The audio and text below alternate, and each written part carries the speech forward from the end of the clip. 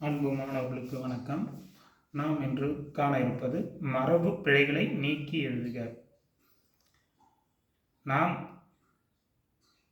காலந்தோறும் சில சொற்களை பயன்படுத்தும் பொழுது கவனம் கொள்ள வேண்டும். சில சொற்கள் சில பொருளுக்கு தகுந்தாற்போல் பயன்படுத்துதல் தான் மரபு. இதில் நாம் காண இருப்பதை பார்ப்போம். வாழை காட்டில் குயில்கள் அலறிக்கொண்டும் காகங்கள் கூவிக்கொண்டும் இருந்தன.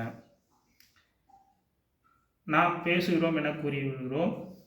ஆனால் விலங்கினங்கள் அவர்கள் ஒலி எழுப்புவதை நாம் வெவ்வேறு வார்த்தையில் பயன்படுத்துகிறோம். அது தமிழினுடைய சொல் வளத்தை குறிக்கும். அதேபோல் மரங்கள் அடர்ந்திருப்பதை நாம் பல சொற்களில் கூறலாம். அது காடு, தோட்டம், தோப்பு என நாம் பயன்படுத்துவோம். இதற்கு பல காரணங்கள் இருக்கின்றன.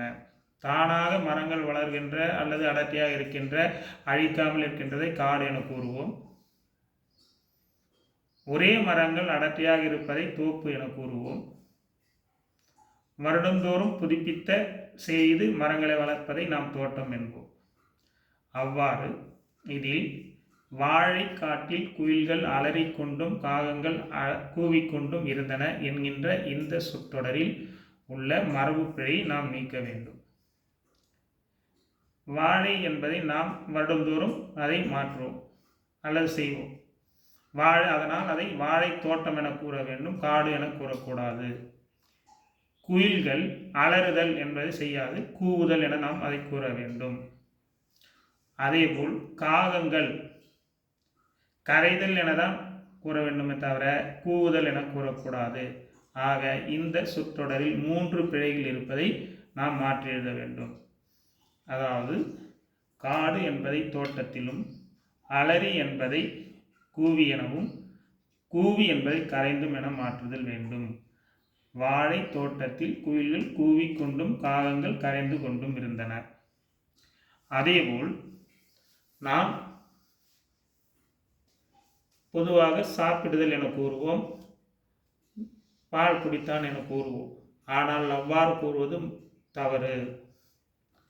நாம் சாப்பிடுதல் என கூறாமல் உண்டு, உண்டல் என கூற வேண்டும். குடித்தல் என்பதை பருகினான் என்றுதான் நாம் சொல்ல வேண்டும். அவ்வாறு முருகன் சாப்பிட்டு பால் குடித்தான் என்பதை முருகன் சோறு உண்டு பால் பருகினான். கோவிந்தன் குடியிருக்க சுவர் கட்டி கூரை அமைத்தார். இதில் சுவர் கட்டுதல் என தவறுது, அது எழுப்புதல் என இருக்க வேண்டும். அமைத்தல் என்பது வேய்தல் என இருக்க வேண்டும். அவ்வாறு கோவிந்தன் குடியிருக்க சுவர் எழுப்பி கூரை வேய்ந்தார். அடுத்து வனவிலங்கு காப்பகத்தில் சிங்க குட்டியும். எவ்வாறு அவர்கள் விலங்கினங்கள் தன்னுடைய ஒலியை வெவ்வேறு வார்த்தைகளில் பயன்படுத்துகிறோம், அதே போல ஒவ்வொரு உயிரினத்தினுடைய இளம் உயிரினங்களை நாம் வெவ்வேறு பெயரிட்டு அழைப்போம். சிங்கத்தினுடைய சிறிய இனத்தை நாம் குருளை என அழைக்க வேண்டும். அதேபோல் யானை குட்டி என அழைக்கக்கூடாது, யானை கன்று என அழைக்க வேண்டும். வனவிலங்கு காப்பகத்தில் சிங்க குட்டியும் யானை குட்டியும் கண்டேன் என்பதை வனவிலங்கு காப்பகத்தில் சிங்க குருளையும் யானை கன்றையும் கண்டேன் என கூற வேண்டும். அடுத்து ஆட்டு தொழுவத்தை சுற்றிலும் எலிகள் பொந்துகள் அமைத்திருந்தன. இதிலும் தொழுவம் என்பது வேறு, பட்டி என்பது வேறு, பொந்து என்பது வேறு, வலைகள் என்பது வேறு. ஒவ்வொரு விலங்கினங்களும் அதனுடைய வசிப்பிடத்திற்கு தகுந்த வார்த்தைகளை நாம் பயன்படுத்த வேண்டும்.